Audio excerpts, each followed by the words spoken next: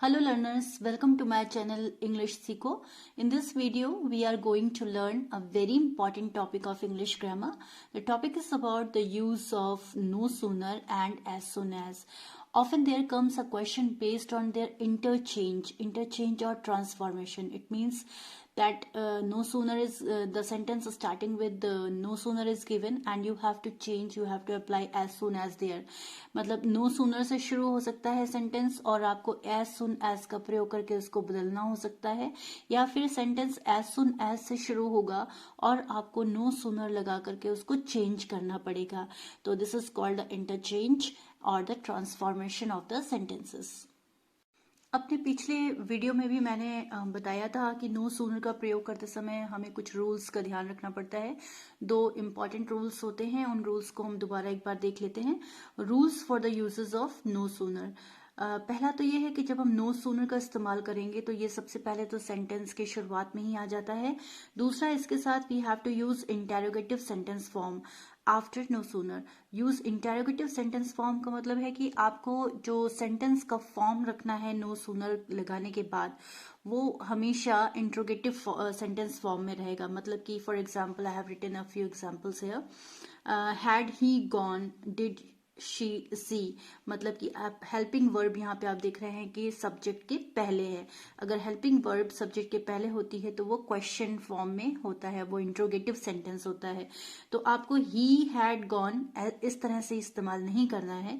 She saw इस तरह से इस्तेमाल नहीं करना है. हेल्पिंग वर्ब को पहले रखना है, फिर आपको सब्जेक्ट लाना है और फिर मेन वर्ब लाना है. यहाँ पर आपको मैंने रूल के रूप में लिख के भी दिखाया हुआ है कि आपको नो सूनर के साथ जब सेंटेंस बनाना होगा तो हम पहले हेल्पिंग वर्ब लिखेंगे, फिर सब्जेक्ट लिखेंगे और फिर मेन वर्ब लिखेंगे. जो भी वहां पे अप्लाई हो रही होगी हेल्पिंग वर्ब, मोस्टली या तो डिड आती है और या फिर हैड आती है. इन दोनों में से ही कोई एक वर्ब हेल्पिंग वर्ब के रूप में इस्तेमाल होती है. दूसरा एक जो बहुत ही इंपॉर्टेंट रूल है नो सूनर का, कि वो नो सूनर के साथ हमेशा देन का प्रयोग होता है, THAN का. क्योंकि नो सूनर, सूनर जो है वो एक कंपैरेटिव डिग्री है. कंपैरेटिव डिग्री में हमेशा देन का इस्तेमाल होता है, देन का नहीं इस्तेमाल होता. THEN का इस्तेमाल नहीं होता, THAN का इस्तेमाल होता है. चलिए अब हम इसके कन्वर्जन के कुछ इंपॉर्टेंट एग्जांपल्स देखते हैं.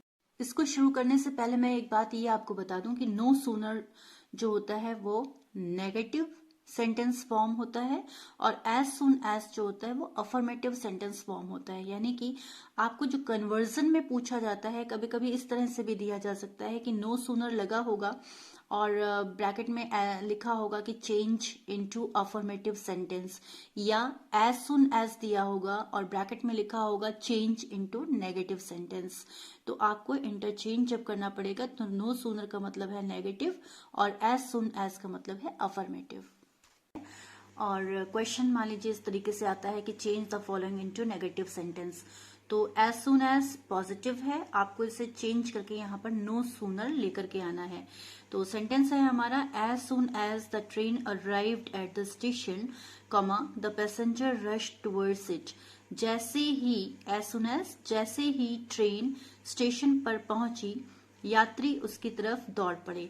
तो यहाँ पे 2 चीजें आप देखिए, एक तो एज सुन एज और दूसरा मेन सेंटेंस में द ट्रेन अराइव्ड. इन 2 जगह पे आपको चेंज करने हैं और कॉमा हटा करके देन लाना है. तो एज सुन एज की जगह पे हम इस्तेमाल करेंगे नो सूनर का, और नो सूनर के साथ आपको मैंने रूल बताया हुआ है कि द ट्रेन अराइव्ड ये पॉजिटिव सेंटेंस है, हमें इसको इंट्रोगेटिव में चेंज करना है. तो इंट्रोगेटिव में चेंज करने के लिए अराइव्ड को जब हम तोड़ेंगे तो बनेगा डिड द ट्रेन अराइव. देखिए आंसर मैंने यहाँ पर लिख दिया है. एज सुन एज की जगह पे no sooner, the train arrived की जगह पे did the train arrive at the station, comma हटाया, कॉमा हटा करके कॉमा की जगह पर देन आ गया. नो सूनर के साथ देन हमेशा रहता है. The passenger rush towards it. तो इस तरीके से कन्वर्जन किया गया है कि एज सुन एज की जगह पर नो सूनर का इस्तेमाल किया गया है. ये पॉजिटिव सेंटेंस है और ये नेगेटिव सेंटेंस है. दूसरा एग्जाम्पल देखिए, as soon as she read the telegram she fainted. पहले तो यहाँ पर ये देखिए, जैसे ही, इसका अर्थ ये है कि जैसे ही उसने टेलीग्राम पढ़ा वह बेहोश हो गई. तो as soon as she read, यहाँ पे रेड है, रेड जो है वो पास्ट टेंस है। रीड की जो स्पेलिंग होती है वो READ होती है, पास्ट टेंस में भी यही स्पेलिंग होती है, मगर इसको हम पढ़ते हैं रेड। तो यहाँ पर शी फेंटेड, यहाँ पे पास्ट टेंस है, यहाँ पर भी ये पास्ट टेंस के रूप में ही इस्तेमाल किया गया है। तो दोबारा जब हम इसको नो सूनर लगा करके बदलेंगे तो एज सुन एज की जगह पे नो सूनर आएगा, और शी रेड को जब हम तोड़ेंगे तो did she read the telegram, comma हटेगा तो कॉमा की जगह पर देन आ जाएगा। देखिए यहाँ पे एज सुन एज की जगह पे हमने लिखा नो सूनर, शी रेड की जगह पे हमने लिखा did she read the telegram, comma हटा करके then she fainted. Third example, as soon as the driver had seen the signal he applied the brake at once। जैसे ही ड्राइवर ने signal देखा उसने तुरंत ब्रेक लगा दिए। अब यहाँ पर देखिए, यहाँ पर अब की बार हैड है, यानी कि पास्ट परफेक्ट टेंस का इस्तेमाल किया गया है। तो पहला बदलाव तो यही होगा, एज सुन एज की जगह पर नो सूनर आ जाएगा। दूसरा, ये जो हैड आपको दिखाई दे रहा है, इस हैड को हमें सब्जेक्ट के पहले यानी कि द ड्राइवर के पहले लेके आना पड़ेगा। तो no sooner had the driver seen the signal, फिर कॉमा हटाएंगे तो कॉमा की जगह पर देन लगा देंगे, then he applied the brake at once. यहाँ पे देख सकते हैं आप, मैंने यहाँ पे लिख रखा है no sooner had the driver seen the signal then he applied the brake at once. तो ये वो सेंटेंसेस थे जिसमें आपको एज सुन एज दिया जाता था और जिसमें आपको नो सूनर लगा करके उसको चेंज करना होता था।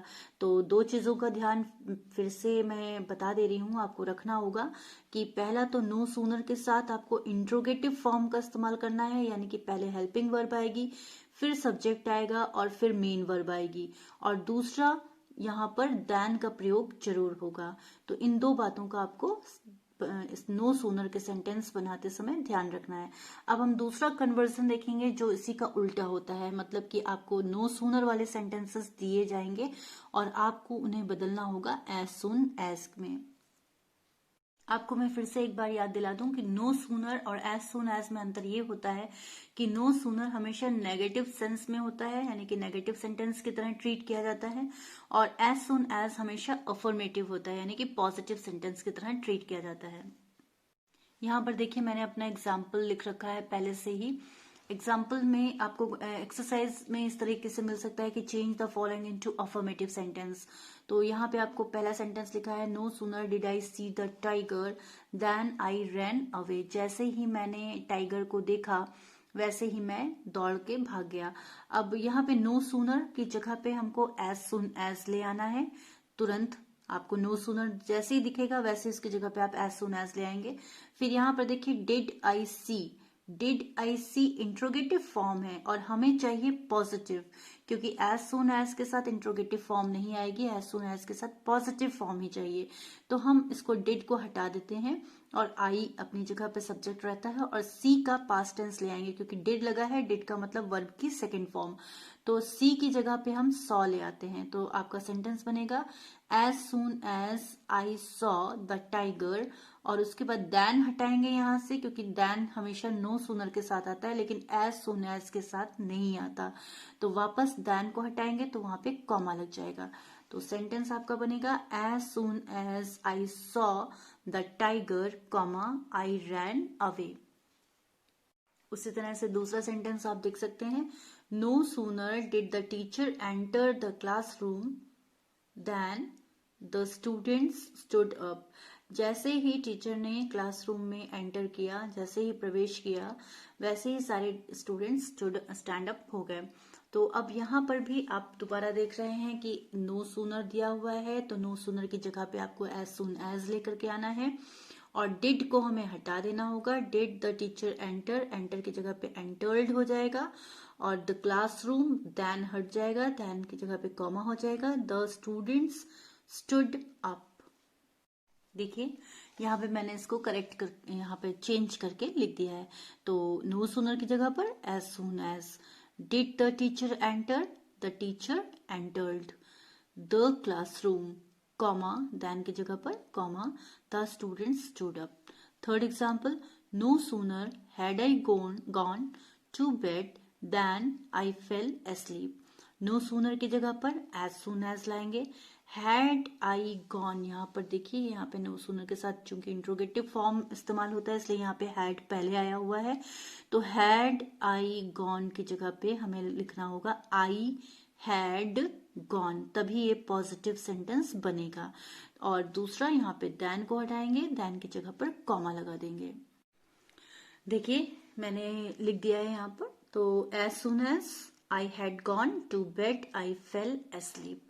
तो ये कन्वर्जन था, ट्रांसफॉर्मेशन जो पूछा जाता है अक्सर, नो सूनर और एज सुन एज, और एक बहुत ही इंपॉर्टेंट पार्ट है इंग्लिश ग्रामर का। अक्सर आपको कंपटीशन लेवल में भी इस तरीके के क्वेश्चंस देखने को मिल जाएंगे। तो I hope you have understood these rules very well. Till then, happy learning.